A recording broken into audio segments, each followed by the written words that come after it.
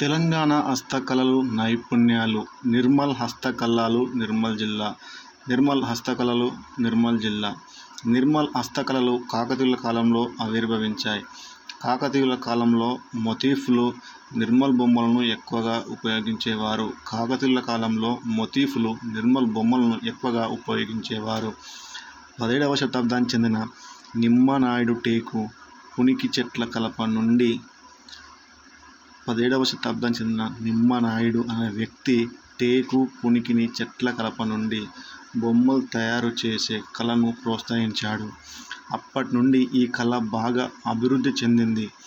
నిర్మల్ సంస్థానాన్ని పాలించిన నిమ్మనాయుడు పద్మనాయక వంశానికి చెందినవాడు. నిర్మల్ కొయ్య బొమ్మలు, అందమైన లక్కతో చేసే paintings, oil painting, wood painting ప్రపంచ ప్రఖ్యాతి పొందాయి. సహజ రంగులు, మాలిక సారంతో తయారు చేసిన నిర్మల్ బొమ్మలు సహజమైన బంగారు మెరుపుతో ఉంటాయి. వీటి తయారీకి స్థానిక కలప, పునికి కర్రను ఉపయోగిస్తారు.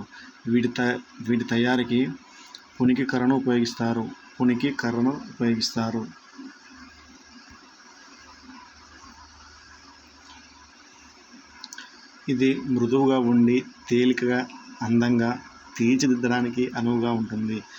నిర్మల్ బొమ్మల పెయింటింగ్స్ కోసం డ్యూకో పెయింట్స్ వాడతారు. నిర్మల్ పట్టణం కేంద్రంగా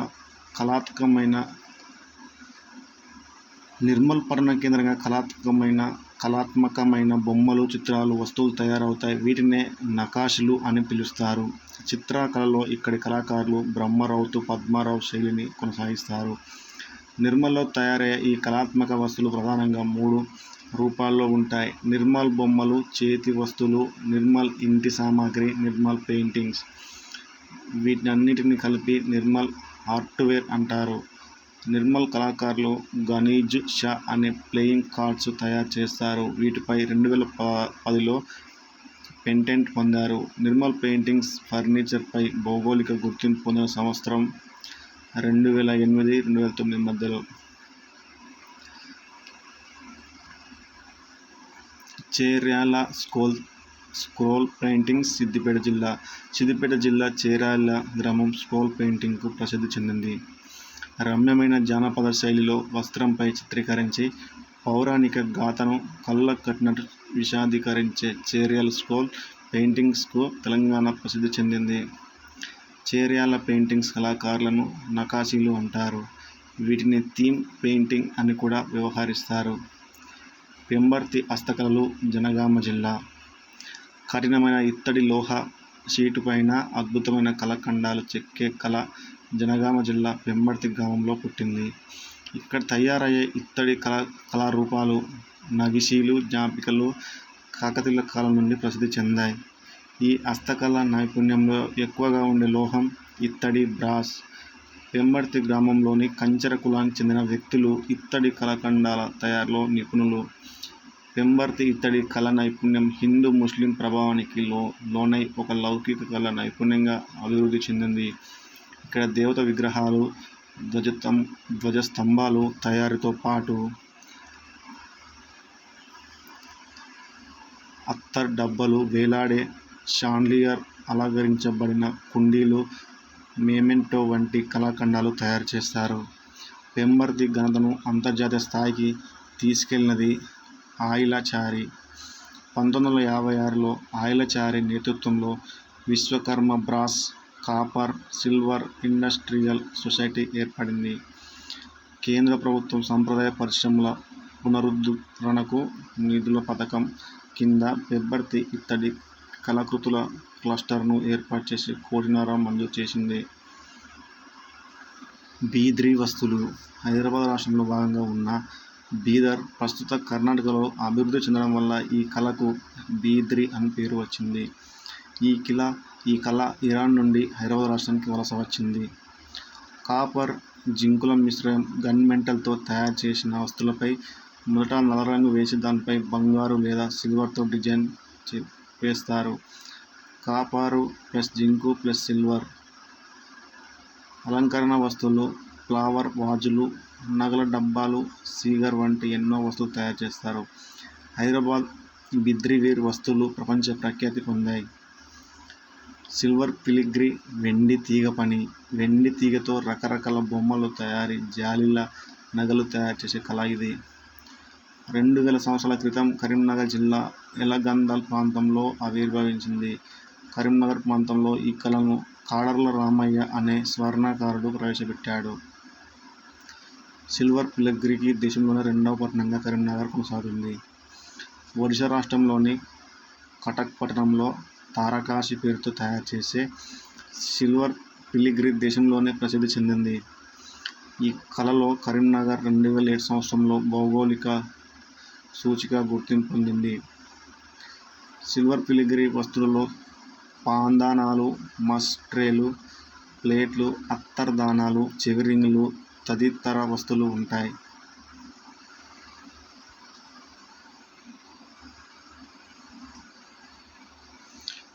ఫిలిగ్రీ అనే ఆంగ్ల పదం ఫిలిగ్రిమ్ అనే లాటిన్ పదం నుండి వచ్చింది. 2006లో అమెరికా అధ్యక్షుడు జార్జ్ బుష్ హైదరాబాద్లో పర్యటించినప్పుడు ఆయనకు ఈ కళ చెందిన వెండి మినియేచర్ తీగను బహూకరించారు. డోక్రా మెటల్ క్రాఫ్ట్. డోక్రా అనగా బెల్ మెటల్ కళ. బొమ్మల తయారీకి ఎర్రమట్టి, మైనం, ఇత్తడి పదార్థాలను ఉపయోగిస్తారు. ఈ హస్తకళ కొమరభీం, ఆసిఫాబాద్, ఆదిలాబాద్ జిల్లా గిరిజన ప్రాంతాల్లో అధికంగా కనిపిస్తుంది. ఈ కళను ఉస్గావ్, జమ్గావ్, జైనూర్ మండలం, కెరిమెరి మండలాల్లో చూడవచ్చు. ఈ బొమ్మలు తయారు అవడంలో ఓజా తెగకు మంచి పేరుంది. జానపద డిజైన్లు, గుర్రాలు, నెమళ్ళు, దీపారాధనలు, కొల్చే గిన్నెలు, దేవుడి బొమ్మలను ఎలాంటి అతుకులు లేకుండా తయారు చేస్తారు. డోక్రా మెటల్ క్రాఫ్ట్స్ కళకు సంబంధించి బాగా ప్రఖ్యాతిగాంచింది డాన్సింగ్ గర్ల్ ఆఫ్ మొహంజోదారో. పశ్చిమ బెంగాల్లోని సంప్రదాయ లోహ తయారీదారులైన డోక్రా దామర్ అనే తెగ పేరుపై ఈ కళకు డోక్రా అనే పేరొచ్చింది. Banjara needle crafts Hyderabad. బంజారా సూదికళ తెలంగాణలో ఉన్న బంజారాలచే అభివృద్ధి చెందిన కళ. వివిధ రంగుల ఎంబ్రాయిడరీ దారంతో చిన్న చిన్న అద్దాలు, రాళ్ళు, గవ్వలు వంటి వాటితో వస్త్రాలు అలంకరిస్తారు. కంచు విగ్రహాలు. హైదరాబాద్లోని శిల్పారామం కంచు విగ్రహాల తయారీలో ప్రపంచ ప్రసిద్ధిగాంచినది. దేవత విగ్రహాలు, నటరాజ విగ్రహం, అలంకరణ వస్తువులు వంటివి సాధారణంగా తయారు చేస్తారు. కొయ్య చెక్కడాలు, వుడ్ కార్వింగ్స్. తెలంగాణలోని భువనగిరి జిల్లా తదితర ప్రాంతాలు వీటికి ప్రసిద్ధి. కొయ్యలతో, చెక్కలతో అద్భుతమైన కళారూపాలను తీర్చిదిద్దడంలో ఇది వ్యక్తమవుతుంది. వివిధ రకాల వుడెన్ ప్యానెల్స్, అలంకరణ వస్తువులు, దేవుని విగ్రహాలు, అర్చీలు, కుర్చీలు వంటివి వుడ్ కార్వింగ్లో తయారు చేశారు. పోచంపల్లి చీరలు. యాదాద్రి భువనగిరి జిల్లా పోచంపల్లి గ్రామంలోని ఇక్కత్ ఫాబ్రిక్ ప్రపంచ ప్రఖ్యాతి చెందినది. ఇక్కత్ అంటే మగం మీద నేతకు ఉండే నూలుకు ఒక ప్రత్యేక పద్ధతిలో రంగుల అద్దకం. పోచంపల్లి చీరలకు 2005 సంవత్సరంలో భౌగోళిక సూచిక గుర్తింపు లభించింది. Silk city of Telangana Pochampally. పోచంపల్లిలో స్థానికంగా లభించే సహజసిద్ధమైన రంగులతో పట్టు రూమాలను నేసే విధానమే తేలి రూమాలు. ఆసియా తేలియా రూమాలుగా పేరు పొందింది. ఇక్కత్ అనే నేత ద్వారా సంక్లిష్టమైన రేఖాచిత్రాలు, మర్జిన్లను వీటిపై ఉపయోగిస్తారు. దారాన్ని తైలంలో ముంచి ఆరవేస్తారు. వీటిని గొర్రె పేడతో నింపిన నీటిలో ఒక రాత్రి ఉంచి మరునాడు ఆరబెడతారు. ఇలా 4 రోజుల పాటు చేస్తారు. తరువాత టై డై ప్రక్రియలో రంగులు అద్ది చిత్రాలు గీస్తారు. ఈ తేలి రూమాలపై చిన్న చిన్న బ్లాకులు, నక్షత్రాలు, చుక్కలు, గీతలు, డైమండ్ ఆకారాలు చిత్రిస్తారు. ఈ తేలి రూమాలు నిజాం కాలంలో విదేశాలకు ఎగుమతి చేసేవారు. పోచంపల్లి టై డై అనే రంగుల అద్దకపు పనికి ప్రసిద్ధిగాంచింది. యాదాద్రి భువనగిరి జిల్లా సంస్థాన్ నారాయణపూర్ మండలంలోని పుట్టపాక ఈ తేలియా రూమాలను నేయడంలో ప్రసిద్ధి చెందింది. పుట్టపాక తేలియా మారుమాలకు 2019-2020 సంవత్సరంలో భౌగోళిక గుర్తింపు లభించింది. పద్మశ్రీ గాజం అంజయ్య ఈ తేలియా రూమాల్ టై-డై రంగుల అద్దకపు పనిలో ప్రసిద్ధుడు.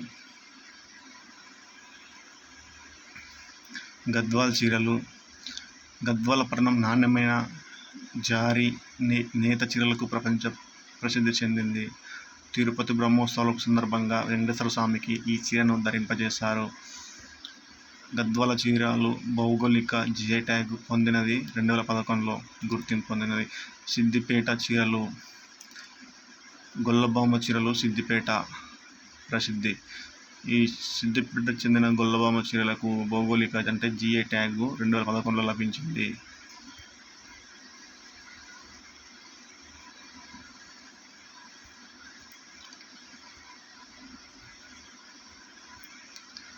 అగ్గిపెట్టెలో పెట్టే చీర నేసిన తెలంగాణ నేత కార్మికుడు పరంధాములు. అగ్గిపెట్టెలో చీర నేసిన తెలంగాణ నేత కార్మికుడు పరంధాములు. నారాయణపేట చీరలు. ఇక్కడి చీరలు బంగారు అంచుతో ఉంటాయి. ఈ చీరలకు 100 ఏళ్ల చరిత్ర ఉంది. వరంగల్ తివాచీలు. తివాచీలను స్థానికంగా జంకానాలు అని పిలుస్తారు. వరంగల్ తివాచీలనే దర్రీలుగా పిలుస్తారు. తెలంగాణలో వరంగల్ జిల్లా కొత్తవాడ తివాచీలకు ప్రసిద్ధి. ఇటలీ యాత్రికుడు మార్కో పోలో కాకతీయ సామ్రాజ్యాన్ని సందర్శించి వీటిని తన రచనలో పేర్కొన్నాడు. రంజాన్ కుండలు. శాస్త్రీయంగా సాంకేతికంగా తయారయ్యే మట్టి కుండలే రంజాన్ కుండలు. కాలానికి తగ్గట్టుగా తాగే మంచినీటిని చల్లగా ఉంచడం ఈ కుండల ప్రత్యేకత. వీటి తయారీకి ఆదిలాబాద్ జిల్లా ప్రసిద్ధి చెందింది. రంగారెడ్డి జిల్లా షాద్నగర్లో కూడా వీటిని తయారు చేస్తారు. కోరుట్ల కాగితం తయారీ. జగిత్యాల జిల్లాలోని కోరుట్ల కాగితపు తయారీ కళకు ప్రసిద్ధిగాంచింది. ముత్యాలు. ప్రకృతి సిద్ధంగా లభించే ముత్యాలకు రంధ్రాలు వేయడం అత్యంత సున్నితమైన పనిగా పేరుగాంచింది. భారతదేశంలో ఈ నిపుణత కలిగిన కళాకారులకు మెదక్ జిల్లాలోని చందంపేట ప్రసిద్ధి. గాజులు. ప్రపంచ ప్రసిద్ధిగాంచిన గాజుల తయారీకి హైదరాబాద్ నగరం పేరు పొందింది. ఈ కళ చార్మినార్ సమీపంలోని లాడ్ బజార్లో కేంద్రీకృతమైంది. వజ్రాలతో మిలమిల మెరిసే గాజు గొట్లను నిజాం కాలంలోని ప్రఖ్యాత ఉర్దూ కవయిత్రి చందాబాయి మహల్లక్క ప్రవేశపెట్టింది. వివిధ రకాల గాజులలో లక్క గాజులు ప్రసిద్ధి చెందాయి. అల్లికల ద్వారా లేసులను తయారు చేయడాన్ని క్రోషియా నీడిల్ వర్క్స్ అంటారు. దుమ్ముగూడెం లేసు అల్లికల పరిశ్రమ. తెలంగాణలోని భద్రాద్రి కొత్తగూడెం జిల్లా దుమ్ముగూడెం లేసు అల్లికల పరిశ్రమకు ప్రసిద్ధి. లేసు అల్లికల పరిశ్రమ క్రైస్తవ మిషనరీ ద్వారా భారతదేశంలో వ్యాప్తి చెందింది. తెలంగాణ హస్తకళల లోగో గోల్కొండ. తెలంగాణ రాష్ట్ర హస్తకళల అభివృద్ధి సంస్థ లోగోగా గోల్కొండను ఎంపిక చేస్తూ ప్రభుత్వం నిర్ణయం తీసుకుంది. Telangana state handcraft development corporation limited ద్వారా అమ్మకాలు సాగించే ప్రతి వస్తువులపై గోల్కొండ లోగో ఉంటుంది. పోచంపల్లి చేనేత పార్కు ఇండియా హ్యాండ్లూమ్ బ్రాండ్ గుర్తింపు. కేంద్ర ప్రభుత్వం 2015లో ప్రవేశపెట్టిన ఇండియా హ్యాండ్లూమ్ బ్రాండ్ గుర్తింపు పోచంపల్లి చేనేత పార్కు ఇక్కత వస్త్రాలకు దక్కింది. దీంతో ఇకపై ఆయా ఉత్పత్తులపై ఇండియా హ్యాండ్లూమ్ బ్రాండ్ లోగోను వినియోగించుకోవచ్చు. ఈ బ్రాండ్ పొందడం వల్ల విదేశాలకు పోచంపల్లి ఉత్పత్తుల ఎగుమతి సులభం కానుంది. ఇక భౌగోళిక గుర్తింపు జిఐ ట్యాగ్. ఇది 1999లో ప్రారంభమైంది. చెన్నై కేంద్రంగా పనిచేస్తుంది ఈ జిఐ ట్యాగ్ అనేది. ఏదైనా వస్తువులు, కళాకృతులు, ఆహార పదార్థాలు, పంటలు ఒక నిర్దిష్టమైన ప్రాంతానికి సంబంధించినవి అయితే ఆ ప్రాంతానికి సంబంధించిన ఆ వస్తువు లేదా ఆహార పదార్థాలకు మొదలగు వాటికి భౌగోళిక గుర్తింపు సూచికి జిఐ ట్యాగ్ ఇవ్వడం జరుగుతుంది. ఒక ప్రాంతంలో భౌగోళిక గుర్తింపు పొందిన వస్తువుల పేర్లు మరో వస్తువులకు లేదా మరో ప్రాంతంలో ఉపయోగించుకోవడానికి వీలు లేదు. 1883లో జరిగిన ప్యారిస్ కన్వెన్షన్లోని మేధో సంపత్తి హక్కులలో భాగంగా భౌగోళిక గుర్తింపు అనేది పరిగణించబడుతుంది. ప్రపంచ వాణిజ్య సంస్థ WTO యొక్క ట్రిప్స్ అగ్రిమెంట్ ఆధారంగా భౌగోళిక సూచిక గుర్తింపు ఇవ్వబడుతుంది. భారత్లో 1999లో భౌగోళిక గుర్తింపు చట్టాన్ని రూపొందించారు. ఇది 2003 నుంచి అమల్లోకి అయితే వచ్చింది.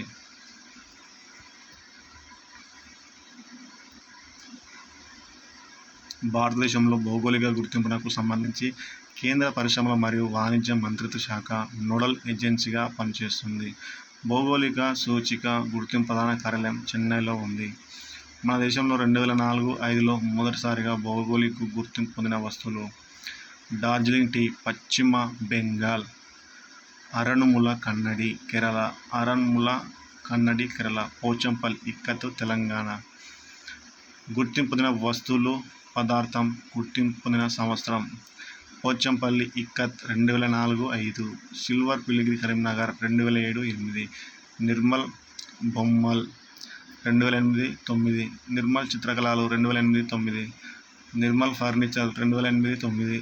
చీరాల చిత్రకళలు సిద్దిపేట 2010-11. Pembarthi metal crafts 2010-11. గద్వాల్ చీరలు 2010-11. హైదరాబాద్ హలీం 2010-11. సిద్దిపేట గొల్లభామ చీరలు 2011-12. నారాయణపేట చేనేత వస్త్రాలు 2012-13. ఆదిలాబాద్ డోక్రా 2017-2018. వరంగల్ డర్రీస్ 2017-18. పుట్టపాక తేలియారమ్మల్ 2019-20. తెలంగాణ వివిధ ప్రాంతాలు ప్రసిద్ధి చెందిన వస్తువులు: కాగితం తయారీ: కోరుట్ల. ముత్యాలు: చందంపేట. విత్తనాలు: అంకాపూర్. తుంగ చేపలు: మహబూబ్ నగర్. జారి చీరలు: సిద్దిపేట, గద్వాల్. దంతపు బొమ్మలు: సికింద్రాబాద్. హలీం కుర్బానీ మీఠా: హైదరాబాద్. కంచు ప్రతిమలు: శిల్పారామం. నీమ్ చెట్లు: భీమ్గల్లు. ఇప్ప చెట్లు: నవీపేట.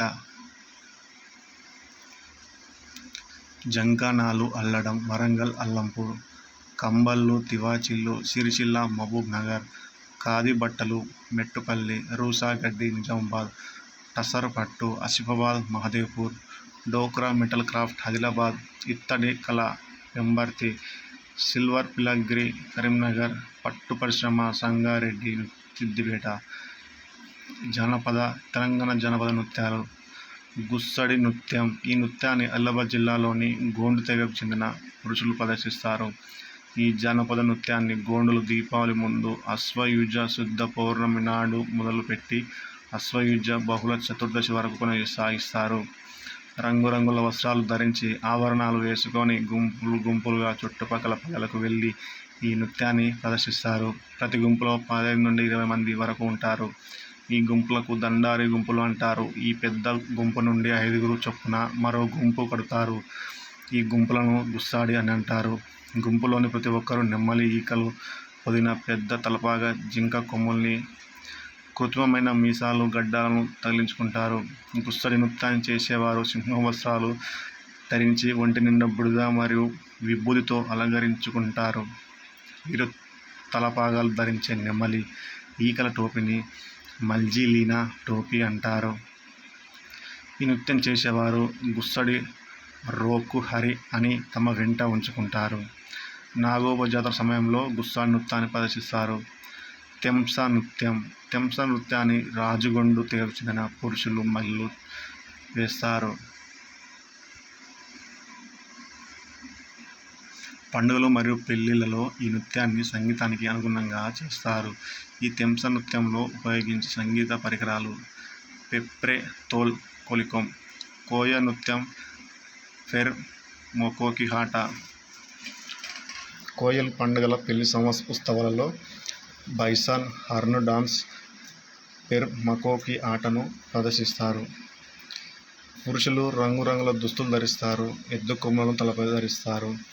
కోయ నృత్యాన్ని ప్రధానంగా వరంగల్, ఖమ్మం జిల్లాలోని షెడ్యూల్ తెగల ప్రాంతంలో ఉండే కోయ తెగవారు ప్రదర్శిస్తారు. ముఖ్యంగా సమ్మక్క సారక్క జాతర సమయంలో ములుగు ప్రాంతంలోని కోయలు ఈ నృత్యాన్ని ప్రదర్శిస్తారు. ఈ నృత్యంలో స్త్రీ పురుషులు ఇద్దరు పాల్గొంటారు. ఈ నృత్యంలో సుమారు 30-40 మంది పాల్గొంటారు. వీరిని దొరల సట్టం అని కూడా అంటారు. కుర్రు నృత్యం: వరంగల్ జిల్లాలోని కోయ జాతికి చెందిన పురుషులు ఈ నృత్యాన్ని ప్రదర్శిస్తారు. సమ్మక్క సారక్క జాతరలో ఈ నృత్యాన్ని ప్రముఖంగా ప్రదర్శిస్తారు. లంబడి నృత్యం: వరి నాట్లు, కోతలు ఇంకా ఇతర వ్యవసాయ పనుల్లో మునిగి తేలే బంజారాలు వేడుకలో చేసే నృత్యాన్ని లంబడి నృత్యం. ఈ నృత్యం ముఖ్యంగా పెళ్లిళ్ళు, తీజు పండుగ, హోలీ, సంక్రాంతి, ఏరువాక సందర్భాల్లో లంబాడి మహిళలు, పురుషులు సంగీత పరికరాలు వాయిస్తుంటే దానికి అనుగుణంగా నృత్యాన్ని చేస్తారు. హోలీ పండుగ సమయంలో లంబాడి స్త్రీలు కాముని మంట చుట్టూ చేరి ఒకరి చెయ్యి ఒకరు పట్టుకొని వలయాకారంలో తిరుగుతూ నృత్యాన్ని ప్రదర్శిస్తారు. కొండారెడ్ల మామిడి కొత్త నృత్యం. ఖమ్మం జిల్లాలోని అటవీ ప్రాంతంలో కనిపించే గిరిజనులు కొండారెడ్లు లేదా బైసన్ రెడ్లు అంటారు. ఈ ప్రాంతంలో మామిడి పంట చేతికి వచ్చే ముందు చేసే పండుగ మామిడి కొత్త.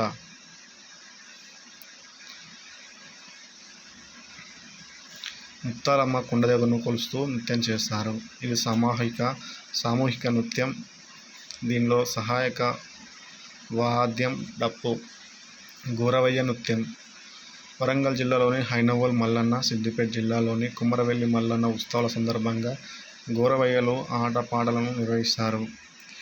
గోరవ అనగా గొల్లవారు ధరించే కంబళి, గొంగడి. కురుమాల వంశానికి ఒకరు చొప్పున గోరవయ్యలుగా మారుతారు. గోరవయ్యల చేతిలో ఆధునిక జింక చర్మంతో చేసిన సంచిలో పవిత్రమైన పసుపు ఉంటుంది. దీనినే బండార్ అంటారు. చేతిలో డమరుకం, మరో చేతిలో పుల్ల కొయ్యతో నల్లటి కంబళి కప్పుకొని మెడలో గవ్వల దండతో నాట్యం చేస్తారు. ఈ నృత్యం ఎన్నో నృత్యాల కన్నా విశిష్టంగా, విభిన్నంగా ఉంటుంది. నృత్యంలో ఒకరి మీద ఒకరు కుక్కలాగా మొరుగుతారు. తమను తాము మల్లన్న కుక్కలమని పిలుచుకుంటారు. నృత్యం ముగిశాక చేతులపై మోకరిల్లి కుక్కలు గతికినట్లుగా వీరు పాలన బతుకుంటూ తాగుతారు. సిద్ధి నృత్యం. ఇది ఖడ్గ నృత్యం. సిద్ధిల పూర్వీకులు ఆఫ్రికాలోని అబిసినియా నుండి హైదరాబాద్ వలస వచ్చారు.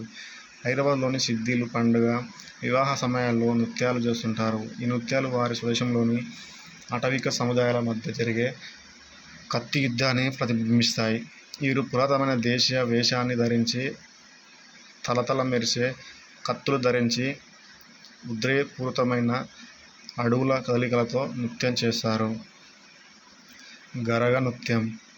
గరగ అంటే మట్టి కుండ అని అర్థం. బంకమన్నుతో చేసిన దీనిని ఘట్టం అని వ్యవహరిస్తారు. కుండను నెత్తి మీద ఉంచుకొని చేసే నృత్యాన్ని గరగ నృత్యం అంటారు. బోనాల సందర్భంగా తెలంగాణలో విరిగా గరగ నృత్యం కనిపిస్తుంది.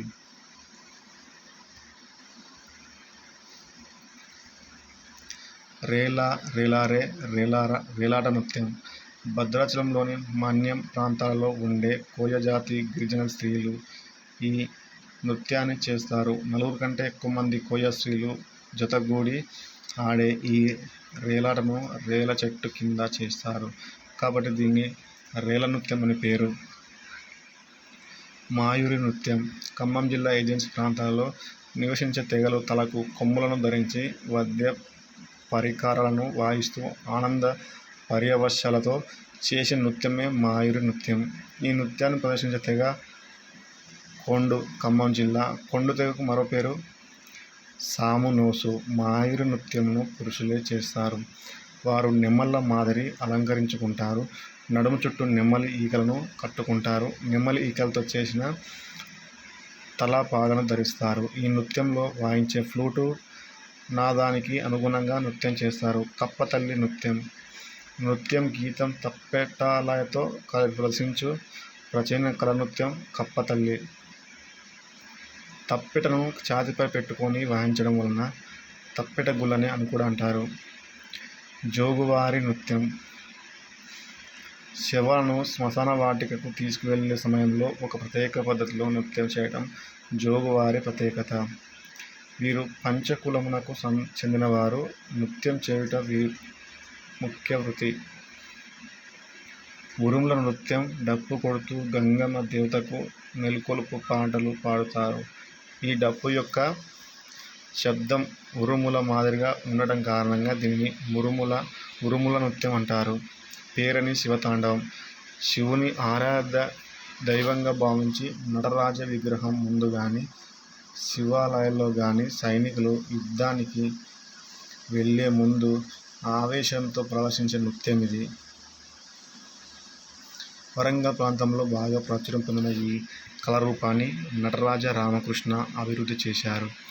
వీరనాట్యం. తెలంగాణలోని కొరవి, కొత్తకొండలలో నెలకొని ఉన్న వీరభద్రాలయాల్లో ఈ నాట్యం ప్రసిద్ధి చెందింది. ఈ నృత్యాన్ని వీరముష్టులు, జంగాలు, బలిజలు, దేవాంగులు చేస్తారు. శివరాత్రి పుణ్యదినాన లింగోద్భవ సమయాన భక్తులు వీరనాట్యం చేస్తారు. డప్పు నాట్యం జంతువుల తోలుతో చేసిన వాయిద్య పరికరమైన డప్పులను బలమైన పుల్లలతో కొడుతుంటే పుట్టే శబ్దానికి నృత్యం చేస్తారు. 15-20 మంది గల నాట్య బృందం కాళ్లకు గజ్జెలు కట్టి డప్పులను వాయిస్తూ చేసే నాట్యాన్ని ఉత్సవాలు, ఊరేగింపులకు ముందుగా ఏర్పాటు చేస్తారు. చుట్టకాముడు నృత్యం. ఈ నృత్యాన్ని స్త్రీలు మాత్రమే చేస్తారు. చుట్టకాముడు నృత్య బతుకమ్మ, బొడ్డెమ్మ నృత్య రీతులను పోలి ఉంటుందని తెలిపినది. జయధీర్ తిరుమలరావు, కందుకూరి ఈశ్వరమ్మ నిజాం ప్రభుత్వానికి ఒక నివేదిక సమర్పిస్తూ చుట్టకాముడు నృత్యం శక్తివంతమైన కళగా పేర్కొన్నాడు. చుట్టకాముడు నృత్యానికి పేరుగాంచిన జిల్లా పూర్వపు నల్గొండ. తప్పెటగూళ్ళు నృత్యాన్ని పశువులు మరియు గొర్రెల కాపర్లు ప్రదర్శిస్తారు. తప్పెటను ఛాతీపై పెట్టుకొని వాయిస్తారు. వీరు వరుణదేవుడు, గంగాదేవతను శాంతింపచేయడంలో భాగంగా తప్పెటగుళ్ళ నృత్యం చేస్తారు. ఈ నృత్యాన్ని పురుషులు మాత్రమే ప్రదర్శిస్తారు. బీరప్ప డోలలు పెద్ద డోలును నడుమును తగిలించుకొని నాట్య విన్యాసాలు చేస్తారు. తెలంగాణ ప్రాంతంలో ఒగ్గువారు ప్రదర్శించే ప్రదర్శన ఒగ్గు డోలు కుర్మ కులస్తులు ప్రదర్శిస్తారు. కత్తుల నృత్యం. ఈ నృత్యాన్ని వీరప్ప ఉత్సాహంతో భాగంగా ప్రదర్శిస్తారు. వీరు తమ ప్రదర్శనలో శుద్ధ తాండవం చేస్తారు. చెంచు నృత్య నాటకం. చెంచులు ప్రత్యేకించి మహువ కాలంలో నృత్యం చేస్తారు.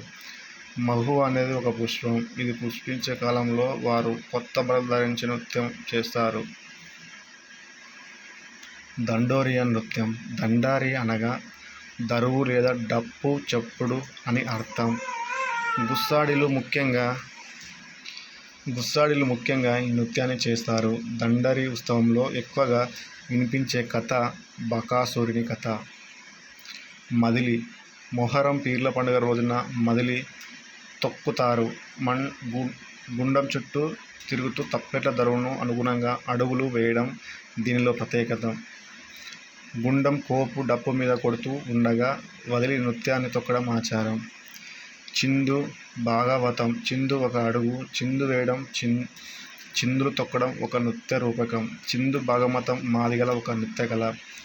పల్లె వాతావరణంలో రంగురంగుల దుస్తులు ధరించి ముఖాలకు రంగులు పూసుకొని తల్లి తాళం, హార్మోనియాల లయబద్ధమైన సంగీతానికి అనువుగా ఎగురుతూ చేసే నృత్యాన్ని చిందు భాగవతం. గ్రామీణులకు వినోదాన్ని అందించే చిందు భాగవతంలో పౌరాణిక, ఐతిహాసిక కథలను కళాకారులు కళ్ళకు కట్టినట్టు ప్రదర్శిస్తారు. మాదిగ కులంపై ఆధారపడిన డక్కలి వారు ప్రదర్శకులుగా, వాద్యకారులుగా చిందు భాగవత కళారూపాన్ని కొనసాగిస్తారు. చిందు కళాకారులు విధిగా ప్రదర్శించే రూపాల్లో జంబ పురాణం ఒకటి. 18 మంది కళాకారులు ఉండే ఈ ప్రదర్శన ఎల్లమ్మ ప్రదర్శనతో ప్రారంభమవుతుంది. చిందు భాగవతం పాత్రలను హాస్యంగా పరిచయం చేసే బుడ్డర్ ఖాన్ పాత్ర ముఖ్యమైనది. చిందు భాగవతం నృత్య రూపంలో పేరు పొందిన మహిళ చిందు ఎల్లమ్మ. చిందు ఎల్లమ్మ అసలు పేరు సరస్వతి. ఈమె 1928లో బాసరలో జన్మించింది. 11వ ఏట వివాహం జరిగింది. కళకు జీవితం అంకితం చేయాలనే ఉద్దేశంతో వైవాహిక జీవితానికి స్వస్తి చెప్పింది. చిందు ఎల్లమ్మ చిన్నప్పటి నుండి యక్షగానాన్ని ఆలపించడంలో దిట్ట. ఆమె ఆడవేషంతో పాటు పురుష వేషం కూడా వేస్తుంది. మహిళ పాత్రలో అత్యంత సున్నితమైన భావాలను ప్రదర్శించిన వెంటనే ఉగ్రరూపమైన నరసింహుని వేషంలో ఎంతో నైపుణ్యం ప్రదర్శించేది. తన ప్రదర్శనలతో సాక్షాత్తు నాట్యాచార్య నటరాజ రామకృష్ణ వంటి కళాకారులను మెప్పించి సత్కారం పొందిన మహిళ. తెలంగాణ జానపద కళారూపాలు. జానపదాల్లో నివసించే వారే జానపదులు. జానపదుల నుండి జాలువారిన పాటలు, నృత్యాలు, గాథలు జానపద కళారూపాలుగా మారాయి. ఈ జానపద కళారూపాలు ఒక తరం నుండి ఇంకొక తరానికి అందే కళలుగా పేర్కొనవచ్చు. సాహిత్యంలో శిష్ట సాహిత్యం సమాజంలోని ఉన్నత వర్గాలకు అందుబాటులో ఉంటే, జానపద సాహిత్యం కళలు ప్రజలందరికీ అందుబాటులో ఉంటాయి. జానపద కళలో సమూహ దృష్టి, శ్రమజీవనం ప్రతిబింబిస్తాయి. ఒగ్గు కథ. ఒగ్గు అనే వాయిద్యంతో కథ చెప్పే కళారూపమే ఒగ్గు కథ. ఒగ్గు అనేది కూడా చర్మ వాద్యమే. ఇది శివుడి చేతిలోని డమరుకాన్ని పోలి ఉంటుంది. తెలంగాణ ప్రాంతానికి జాతీయ స్థాయిలో గుర్తింపు తెచ్చిన కళారూపం ఒగ్గు కథ. ఒగ్గు కథలను సాధారణంగా కురుమ కులస్తులు చెబుతారు. వారే కాకుండా గొల్ల, ఇతర బీసీ కులాల వారు కూడా ఒగ్గు కథలు చెబుతూ ఉంటారు.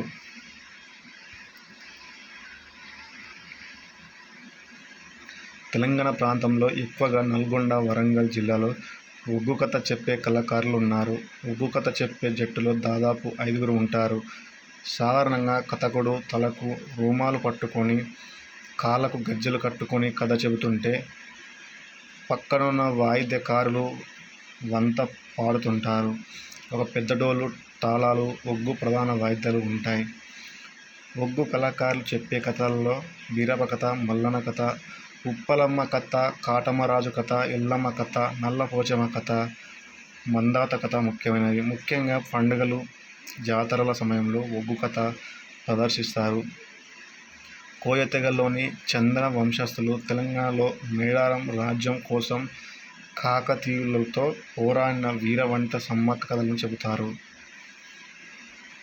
హిందూ మత సంప్రదాయాలలో మొదట గణపతిని ప్రార్థిస్తారు. అయితే ఒగ్గు కథలో మహంకాళి దేవుని స్తుతిస్తారు. తెలంగాణలో వేములవాడ ప్రాంతంలో ఎక్కువ ఒగ్గు కథ బృందాలు ఉన్నాయి.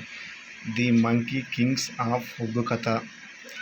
ది మంకీ కింగ్స్ ఆఫ్ ఒగ్గు కథ ఈ గ్రంథాన్ని డాక్టర్ కుమారస్వామి రచించాడు. ది మంకీ కింగ్స్ ఆఫ్ ఒగ్గు కథ కుమారస్వామి రచించాడు. భారత్ చైనాలో ఉగ్రవాదం ప్రదర్శిస్తుందని దాన్ని ఉమ్మడిగా తరిమి కొట్టాలని ఒగ్గు కథ రూపంలో రచించాడు. ఒగ్గు కథకు జాతీయ స్థాయిలో గుర్తింపు తెచ్చిన తెలంగాణకు చెందిన ప్రముఖ ఒగ్గు కళాకారులు చుక్క సత్తయ్య, మిద్దెరాములు. ఒగ్గు కథకు జాతీయ స్థాయిలో గుర్తింపు తెచ్చిన తెలంగాణ ప్రముఖ ఒగ్గు కళాకారులు చుక్క సత్తయ్య, మిద్దెరాములు. చుక్క సత్తయ్య తెలంగాణ ఒగ్గు కథ పితామహుడు. ఒగ్గు కళ సామ్రాట్గా గుర్తింపు పొందిన చుక్క సత్తయ్య ప్రస్తుత జనగామ జిల్లా మణికపురం గ్రామంలో జన్మించాడు. చుక్క సత్తయ్య అసలు పేరు చౌదరపల్లి సత్తయ్య. చుక్క సత్తయ్య తన చిన్నతనంలోనే ఒగ్గు కథలో ప్రావీణ్యం సంపాదించాడు. 13 ఏళ్ల చిరు ప్రాయంలోనే చిరుతల రామాయణంలో హనుమంతుడి పాత్రను ధరించాడు. తదుపరి కళపై పట్టు సాధించి దేశ విదేశాలలో వేలాది కొద్ది ప్రదర్శనలు ఇచ్చాడు. లెక్కలేనన్ని సన్మానాలు, అవార్డులు పొందాడు.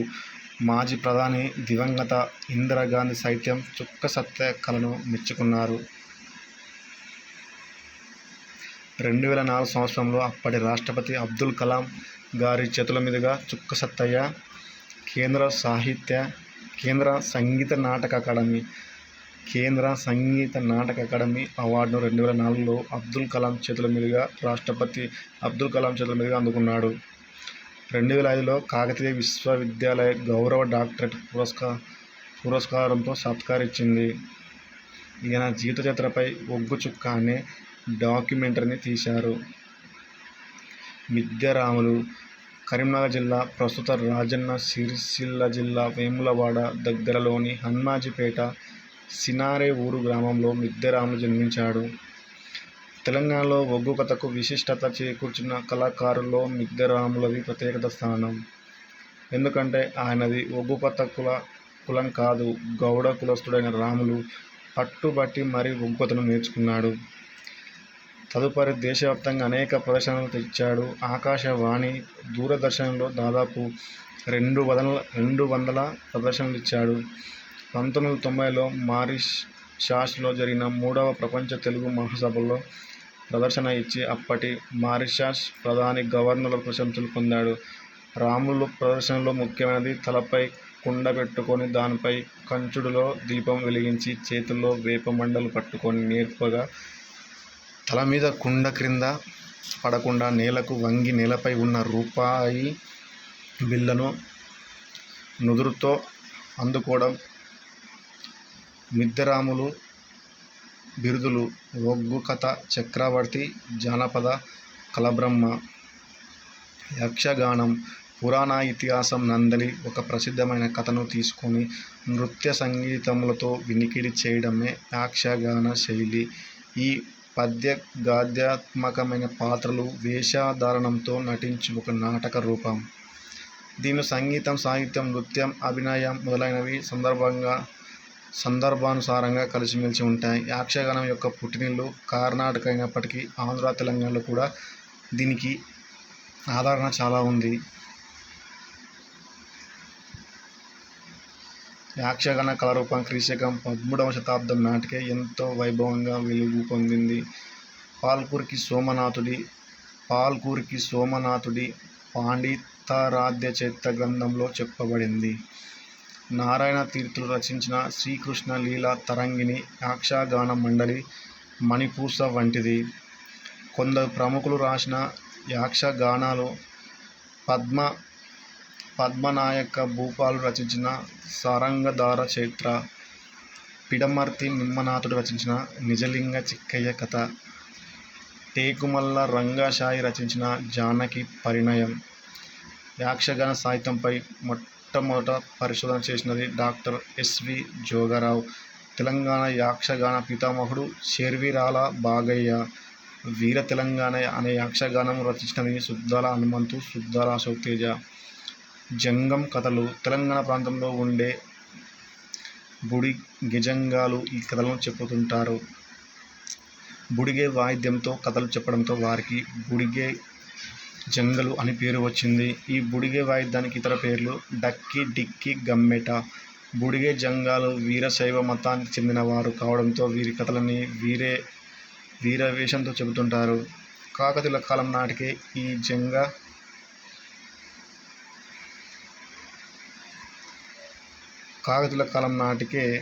ఈ జంగం కథలు బహుశా ప్రచారంలో ఉన్నట్లు వినగొండ వల్లభాచార్యుడి క్రీడాభిరామ గ్రంథం ద్వారా తెలుస్తుంది. శారదా కథలు.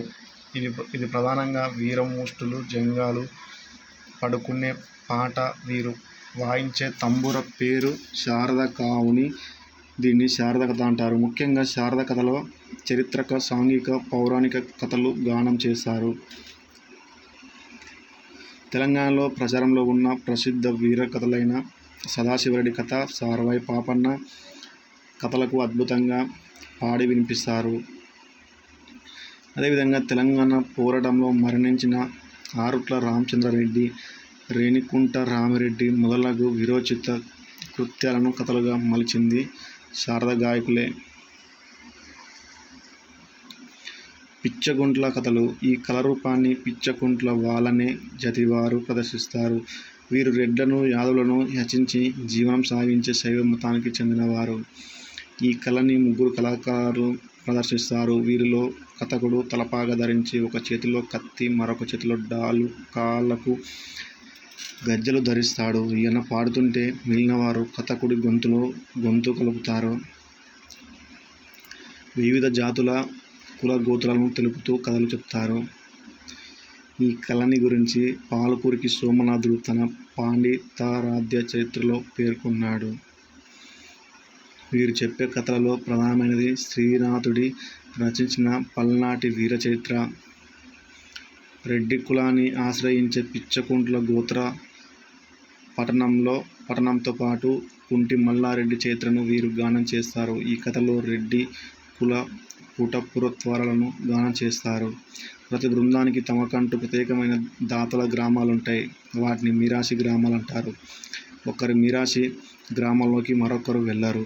దాసర్లు. వీరు వీర వైష్ణవ సంప్రదాయాన్ని అనుసరిస్తూ జీవనం కొనసాగిస్తారు. దాసర్లు విష్ణు సంకీర్తనలతో ఇంటింట భిక్షమడుగుతారు.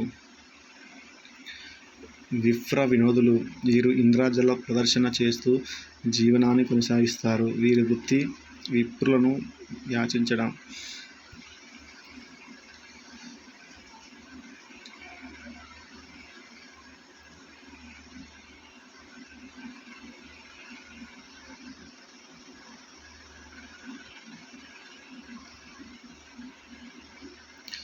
విప్రో విప్రవినోదులు వీరు ఇంద్రజాల ప్రదర్శన చేస్తూ జీవనాన్ని కొనసాగిస్తారు. వీరు వృత్తి విప్రులను యాచించడం. ఇంటింటికి తిరిగి యాచించే సమయంలో విభూతి విగ్రహాలు, కప్పలు, చిలుకలు మొదలైన వాటిని తమ అరచేతిలో సృష్టించి ఇంద్రజాల మహేంద్రజాల విద్యను ప్రదర్శిస్తారు. వీరు తెలంగాణలో కరీంనగర్ జిల్లా మాణిక్యాపురంలో ఎక్కువగా ఉండేవారు. గుంటుపల్లి ముత్తురాజు అనే విప్ర వినోది గోల్కొండ నవాబుల చివరి కాలంలో ఉన్నట్లు సురవరం ప్రతాపరెడ్డి తన ఆంధ్రుల చరిత్ర గ్రంథంలో వివరించాడు. ఇంద్రజాల మహేంద్రజాల విద్య. తెలంగాణలో విప్ర వినోదులు, కాటి కాపరులు, సాధనసురులు అను 3 తెగలవారు ఇంద్రజాల, మహేంద్రజాల విద్యను తెలిపేవారు.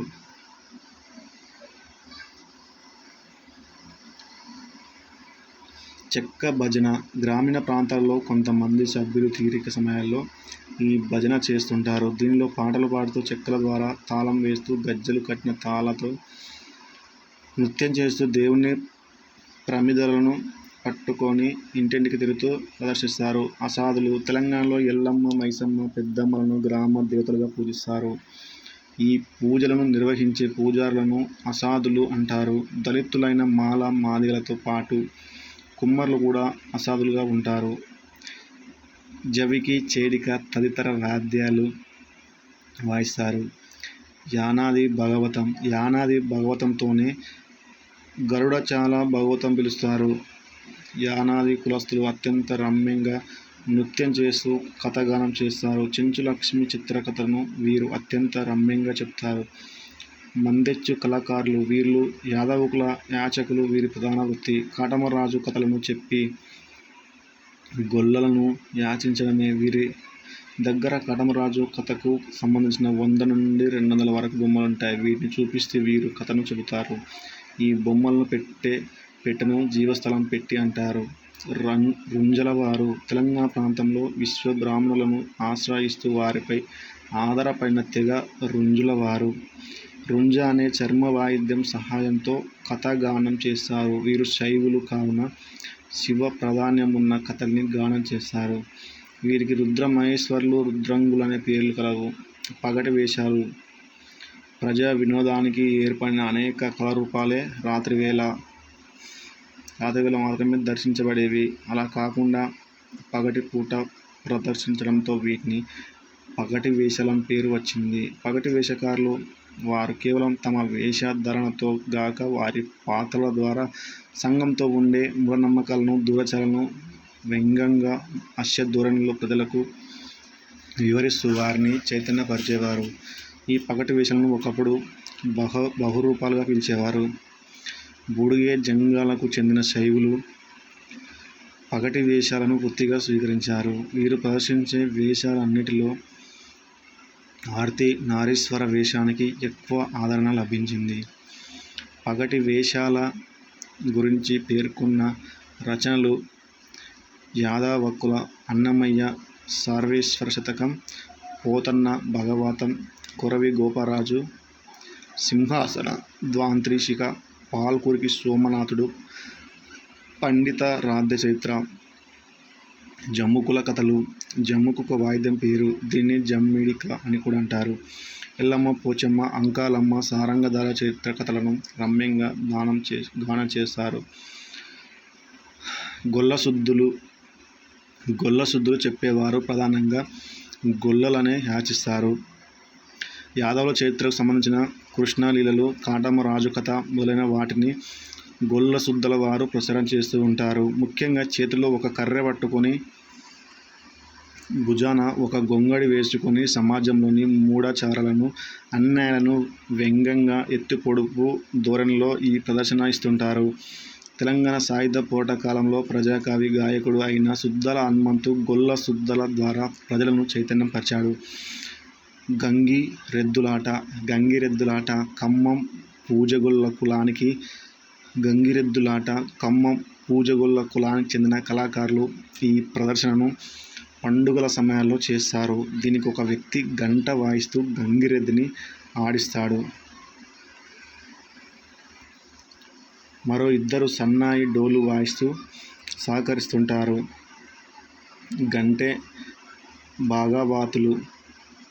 వీరి ప్రదర్శన రాత్రిపూట జరుగుతుంది. ఈ ప్రదర్శనలో ప్రతి నర్తకుడు చేతిలో ఒక పెద్ద గంటె పట్టుకొని ఉంటాడు. అందులో నూనె పోసి, ఒత్తివేసి, దీపం వెలిగించి పాత్రను అభినయించవలసిన సమయంలో ఆ దీపంను తన ముఖం వద్దకు తెచ్చి భావ ప్రకటన చేస్తారు. ఆ దీపం వెలుగులో ఆ పాత్ర హావభావాలు, అంగిక చలనాలు ప్రేక్షకులకు స్పష్టంగా కనపడును. పెద్దమ్మలొల్లు. సంచార జాతికి చెందిన మహిళా కళాకారులే పెద్దమ్మలొల్లు. అమ్మవారి విగ్రహాన్ని నెత్తిన పెట్టుకొని ఒక స్త్రీ డోలును గీరుతూ శబ్దం చేస్తుంది. మరో కళాకారుడు వీరజాతిని పట్టుకొని విసురుతూ ఉంటాడు. నిజాం ప్రభుత్వాన్ని ఎదిరించిన విప్లవ యోధుడు పండగ సాయాన్ని వీరగాథను గానం చేస్తూ ప్రదర్శన నిర్వహిస్తాడు. బుడబుక్కలు. వీరు సంచార జాతికి చెందినవారు. జోస్యం చెప్పడం, తాయెత్తులు కట్టడం వీరి వృత్తి. సాధారణ దినాల్లో భిక్షాటన చేస్తారు. కాటిపాపలు. గ్రామాల్లో ఎవరైనా చనిపోతే శవయాత్రలో పాల్గొని చనిపోయిన వ్యక్తులకు కీర్తించి యాచిస్తారు. అంత్యక్రియలు నిర్వహించే కార్యక్రమాల్లో భాగంగా కాటిపాపలు ఇంద్రజాల ప్రదర్శన చేస్తారు. ప్రజలను భయకంపితులను చేసే కళారూపం ఇది. వీరి వేషధారణ అతి గంభీరమైనది. వీరు రంగురంగుల దుస్తులను ధరిస్తారు. ఇంద్రజాల ప్రదర్శనలో భాగంగా నోటిలోంచి పెద్ద పెద్ద గుంటను, పాములను, తేళ్లను తెస్తారు. ఇదే విధంగా మేకులను, రూపాయి బిళ్లలను తీసి ప్రజలను ఆశ్చర్యచకితులను చేస్తూ యాచిస్తారు. బండారు కళాకారులు. బండారు కళాకారులను పోషించేది పేరిక కులం వారు. బండారు కళాకారులు పేరిక జాతి పురాణం కథ చెబుతారు. బండారు కళాకారులు ఏ విధమైన వాద్య పరికరం లేకుండా కథగానం చేస్తారు. దీనిలో ప్రధాన కథకుడు పాడుతూ కథ చెబుతుంటే మరో ఇద్దరు ఊకొడుతూ సహాయపడతారు. పిట్టల దొర. ఇతన్నే లత్కోర్ సాబు, బుడ్డర్ ఖాను, తుపాకీ రాముడు, వెంకట్రాముడు అని పిలుస్తారు. పగటి వేషాల్లో ఇదొక రకం. కాకి రంగు ప్యాంటుని కాళ్లపైకి మడుచుకొని, చిరిగిన కాకి షర్టు, తలపై టోపీ, చేతిలో కట్టె తుపాకీ, మెడలో రూమాలు కట్టుకుంటారు. సమాజంలో ఉన్న అవినీతిని, హాస్యాన్ని జోడించి ప్రదర్శనలు ఇస్తారు. చోడుగాని కలపం. ఈ కళని దసరా ఉత్సవాల సందర్భంగా తెలుగు రాష్ట్రాల్లో ప్రదర్శిస్తారు. దీన్ని ప్రదర్శించు కళాకారుణ్ణి సోలిగాడు అని పిలుస్తారు. ఇతని వేషధారణ హాస్యంగా ఉంటుంది. ముఖం నిండా సున్నపు బొట్లు, బొట్ల మధ్య నల్ల చుక్కలు పెట్టుకొని, తలకి నల్లగుడ్డ ధరించి, కాకి ఈకలను కుచ్చిపెట్టి, ఒక చేతిలో వంకర దుడ్డు, మరొక చేతిలో జోలె వేసుకొని ఉత్సవాల్లో హాస్యాన్ని ఊహిస్తాడు. తోలుబొమ్మలాట. ఇది సంగీతం, సాహిత్యం, చిత్రలేఖన, శిల్పం, నాట్యం అనే లలిత కళల సమాచారం. ఈ తోలుబొమ్మలాట రామాయణ, మహాభారత గాథలను ప్రదర్శించడానికి ఉద్దేశించింది. ప్రదర్శనకు అనుగుణమైన తోలుబొమ్మలను తెల్లటి తెరపై వెనుక నుంచి దారంతో సన్నివేశానికి అనుగుణంగా సూత్రధారుడు నాట్యం చేయిస్తాడు. తోలుబొమ్మలాటలో కేతిగాడు, గండోలిగాడు, బంగారక్క ప్రధాన హాస్యపాత్రలు. కోలాట నృత్యం. తెలంగాణలో రామప్ప దేవులంపై గల కూడే చిత్రాల్లో మనకు కోలాటం కనిపిస్తుంది. కోల అంటే కర్ర. కర్రలు వాయిద్యంలా లయబద్ధంగా చేసే నృత్యమే కోలాటం. ఒక్కో కోలాటం జట్టులో 20 నుండి 40 మంది 20 నుంచి 40 మంది ఆటగాళ్ళుంటారు. ప్రతి ఆటగాని చేతిలోని 2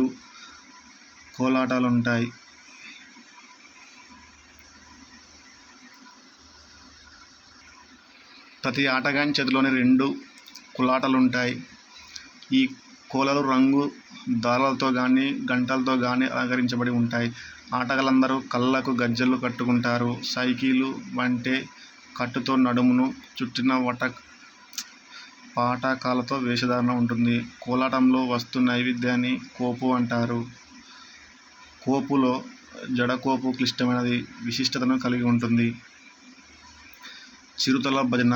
గతి భేదాలతో లయ విన్యాసంలో కోలాటానికి చిరుతల భజనకి దగ్గర పోలికలుంటాయి. ఆటగాళ్ళ చేతుల్లో కోలలకు 5 చిరుతలుండటం ఒక ఆటలో ప్రత్యేకత. కోలాటంలో 2 చేతులకి పని కల్పించగా చిరుతల్లో కేవలం 1 చేతికి మాత్రమే ఉపయోగిస్తారు. చిరుతల భజనలో రామ జననం నుండి పట్టాభిషేకం పర్యంతం రామాయణ కథ చెప్పబడుతుంది. పులివేషాన్ని దసరా, మొహరం పండుగ సందర్భంగా వేస్తారు.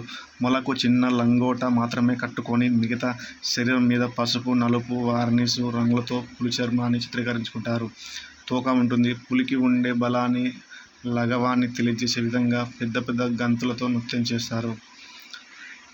బాలసంతుల వారు వీరు ప్రతిరోజు సూర్యోదయానికి ముందుగానే గ్రామంలోని ఇంటింటికి తిరుగుతూ శైవ సంబంధమైన పాటలను పాడుతూ జగంట మోగిస్తూ పాట అనంతరం శంఖం ఊది ఈ ఇంటి వారిని నిద్ర నుంచి మేల్కొల్పి వేరొక ఇంటికి వెళుతారు. అలా గ్రామంలోని ఇళ్ళని తిరగడం పూర్తయిన తరువాత ఒక రోజున ప్రత్యేకంగా యాచించి వేరొక గ్రామానికి వెళ్తారు.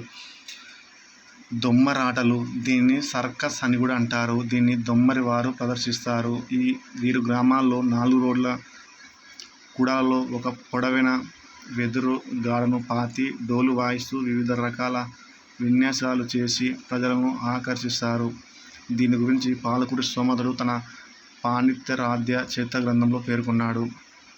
డక్కలి వారు మాదిగ కులస్తులను మాత్రమే యాచిస్తూ జాంబావ పురాణం అనే కథను గానం చేస్తారు. ఈ పురాణంలో మాదిగ కులపుట్టు పూర్వోత్తరాలు వివరిస్తారు.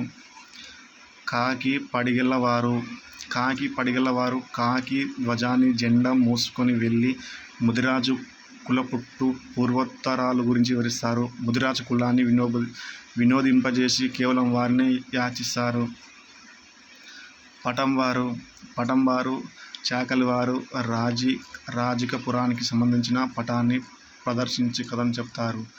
ఈ రాజక పురాన్ని బసవ విజయం అని కూడా పిలుస్తారు. ఇందులో రజకుల పుట్టుకను వివరిస్తారు. ఇది రజక కుల మూలపురుషుడైన మాడివేలు మాచయ్య కథ.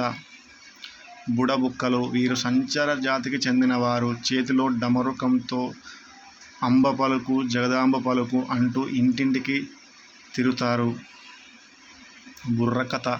బుర్రకథ చెప్పేవారిని జంగాలు అంటారు. జంగాలు శివభక్తులు. పూర్వకాలంలో బుర్రకథల ద్వారానే ప్రభుత్వం పథకాలను విస్తృతంగా ప్రచారం చేసేవారు. బుర్రకథ పితామహుడు షేక్ నజార్. ఇతను బుర్రకథను దేశవ్యాప్తంగా ప్రచారం చేసి పద్మశ్రీ అవార్డు పొందాడు. తెలంగాణ ప్రాంతానికి చెందిన అడ్లూరి అయోధ్య రామయ్య రాసిన ప్రముఖ బుర్రకథలు నైజాం విప్లవ మరియు నైజాం ప్రజా విజయం.